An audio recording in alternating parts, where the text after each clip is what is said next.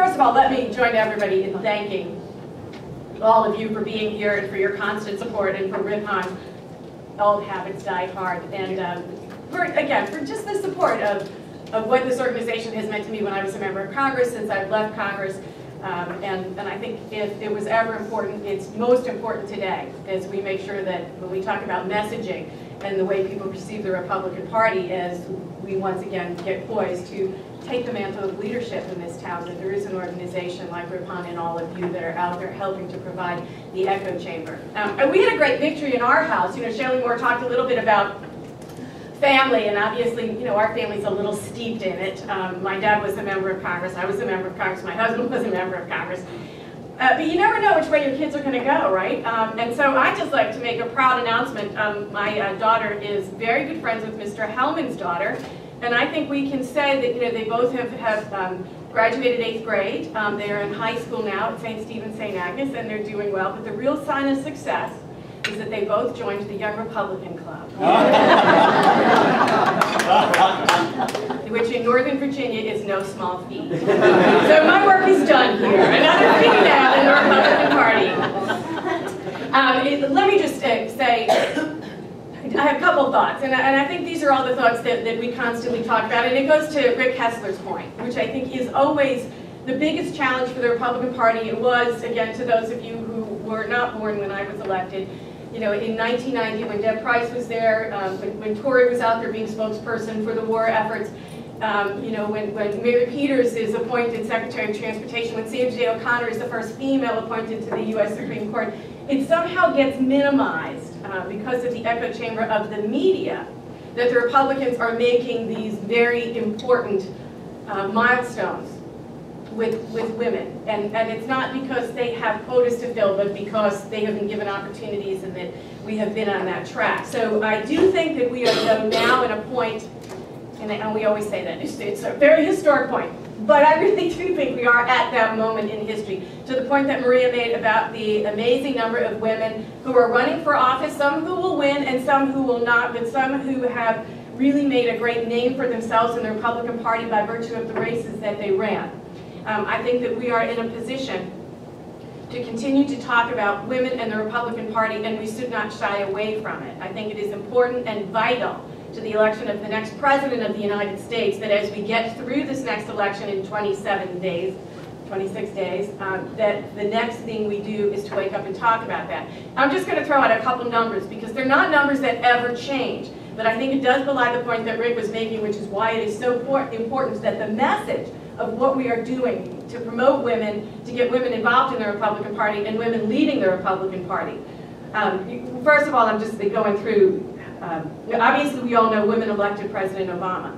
We've all heard these numbers before, but let's just take a quick refresher. For men, 49% voted for Obama, 48% voted for McCain. So it wasn't quite a landslide there, right? But for females, it was 56 for President Obama, 43 for Senator McCain. So that's where the amazing edge came in. Some of it was young people, but majority of it was females. 53% of the electorate are women, and that's a number that continues to grow every year. So we can't ignore the fact that women are the majority voters, and that they have, in the last election at least, gone for President Obama. Now the difference is married versus unmarried. So the good news is that when we break that down, the married women have a tendency to come a little bit closer to the Republican Party. I think the last number I saw was that, you know, we lose them by maybe 4 percentage points.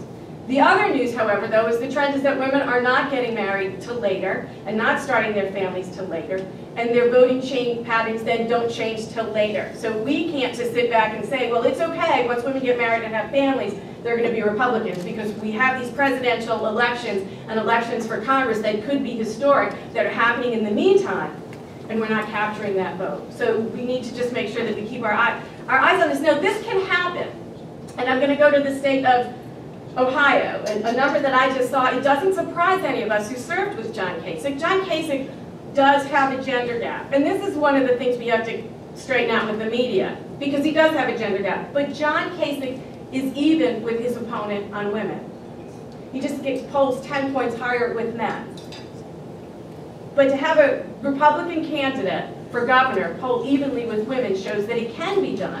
Because what John is now talking about is what he's always talked about. Fiscal responsibility, reducing the deficit, not balancing the budget on the backs of our children. So we can do better. Now let me just close with one thing. And I'm sorry, these are just kind of overall points, but this time around we're probably going to be okay. I was actually reading a memo by Stan Greenberg who said because of the fact that we lose women, single, younger women in the workforce, they are the ones that are hardest hit by the recession. And so their polling has shown that they likely will be less energized than they have been in the past, and particularly during the presidential race. So what we're dealing with now is probably almost an even playing field. But what I would suggest, and why I'm so delighted to be here, because it shows me that Ripon and Jim and all of you in the room and the speaker, by virtue of the fact that he made it here at a time when he knew he wasn't going to get any of us to write any more checks.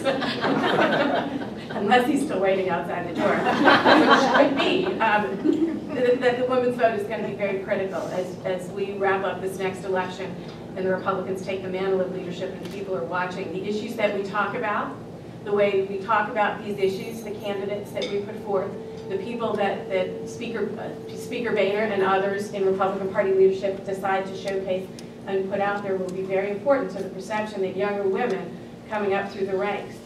The point is that not everybody's got moms and dads like Susan and Natalie Hellman to say that there's a place for smart young women in the Republican Party.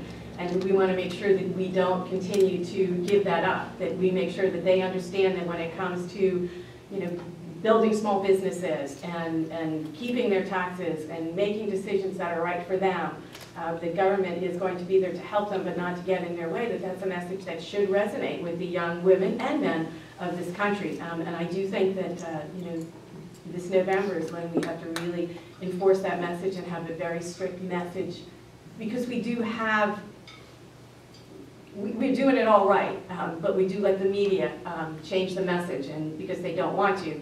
And so it's up to us to make sure that we are the sort of echo chamber, to make sure that we don't lose them again, so that it'll play a very important role in this next presidential election. So that's kind of all I had. Thank you. Talk about being minimalized, sort of a theme that's developed since Rick brought that up, and I was talking to Kathy Abernathy while we were hearing John Boehner. Stephanopoulos is saying, there's going to be a reduction of women in Congress. I mean, come on. He's just counting Democrat women. If you think about it, we have the best team of women candidates, and ViewPAC is supporting them all, and all of you, ViewPAC does stand for value in electing women, and Maria and I have been, and Susan has been involved. Many of you in this room have been involved, so thank you. But this year we're really having a huge impact because we can fully fund a lot of these candidates, and so anyway, value in electing women. But think about it. I was elected in what the press really called proudly the year of the woman. It was in 1992. You might remember, I think that there were maybe 25 women elected. Well, only 3 of them were Republicans. It was me, Tilly Fowler, and Jennifer Dunn. And I'm the only one left. And so the year of the woman was such a big deal then because all these Democrats came washing into Washington with 3 of us Republicans. And so let's see what they call it this year when we have so many Republicans elected, because we are going to have so many Republicans elected. And look at these women that we're going to elect. I mean, they're no shrinking violets either. We are going to know these women are going to be household names. They're no Patty Murrays by any stretch of the imagination. These women are strong and willful, and they will have a presence, and they will make that presence known, and it will be terrific to watch them. The Hillary Clinton, Palin, Pelosi, that was the first wave, and we're going to see a lot more women. And I was really glad that John Boehner had the question of how is he going to showcase, how is it going to be front and center, because he needs to give that some thought. The leadership team, I think, needs to really have women in the forefront, talking and being the policymakers and chairing the committees and doing some of the oversight that needs done and being the players that we have the talent to be. And I think that our new speaker will make that happen. But I have had fabulous, fabulous jobs. And I was thinking about this, and we kind of traded emails to Jim about what you wanted us to do, and this is in the random thought category. And I was thinking, what connected all of those wonderful things? And for me, what connected all those wonderful things was incredible people. And I think partly for me this has been luck, a lot of it is luck, partly it has been by choice. I have been in so many different places where I was completely clueless about the topic at hand, that I would base where I went and what I did on what kind of people am I going to be hanging out with, and how am I going to spend some time. So in 1982, when we were 3, Maria and I had an incredible, incredible experience working on the most doomed campaign of all time. I've trusted my gut. Way back when, I had never been west of the Mississippi, but I went to work with this guy named John McCain that nobody had heard of. Fabulous friends from those days. The U.S. Trade Representative. I had absolutely no idea what trade was, what the Uruguay round was, but I went to work for this fabulous person named Carla Hills, who taught me the most incredible lessons about life and family and organization. And years later, when I went to work for the Pentagon, people who were just not quite sure how to deal with the whole Rumsfeld thing would say, "Oh my God, how can you work for Don Rumsfeld?" And I said, "I work for Carla Hills. This is easy." Let me switch to the topic at hand, which is about what's going to happen 25, 26 days from now, whenever it is. What I loved hearing from, hopefully, the new leader was not talking about the election and what happens on election day, but he was talking about what's going to happen afterwards. And I travel a lot because I try to get out of this town as often as possible and talk to the real people out there and get back to Pittsburgh. And what I hear is they don't want change for change's sake. They want change because they want people to do things differently. And I think it's a very, very real and very strong appeal. We do want a smaller, smarter government. We do want the taxes to stop crushing us. We do want smart, logical, long-term thinking on national security. And I hear plenty of people out there saying, at this point, I don't care if it's a Republican or Democrat. I want someone who will truly do things differently.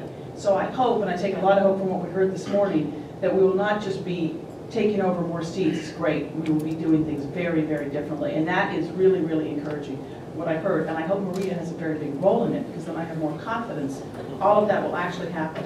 But let me give you my final piece of advice for the younger people in this room. And that is to ask really good questions. As you decide what you're going to do in the months and years ahead, ask really, really good questions.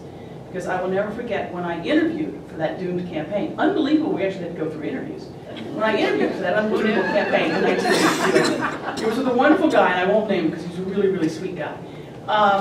And he's interviewing me, I think it was in this building, as a matter of fact. And he asked me, I was going to be the press secretary, and he says to me on top of it, he goes, "Okay, do you have any skeletons in your closet?" And I swear to God, I looked at him, I said, "I'm 12, how many skeletons do you have?" No. And then I'm kind of ticked off, and I said, "How about you?" And he just kind of laughed. He said, "Oh, you've been around as long as I have. People will be mad at you." No problem. I think on day 2, when we got to Kansas, we found out this gentleman, and he was sweet, who had previously been the head of the House in the Kansas legislature, had somehow in the course of a few years to miss 800 roll call votes. That was a number that came back to haunt us again and again and again. So ask really good questions and ask follow-up questions. Most of all, thank you to Jim, thank you to the Ripon folks, thank you to everybody for letting me be a part of this.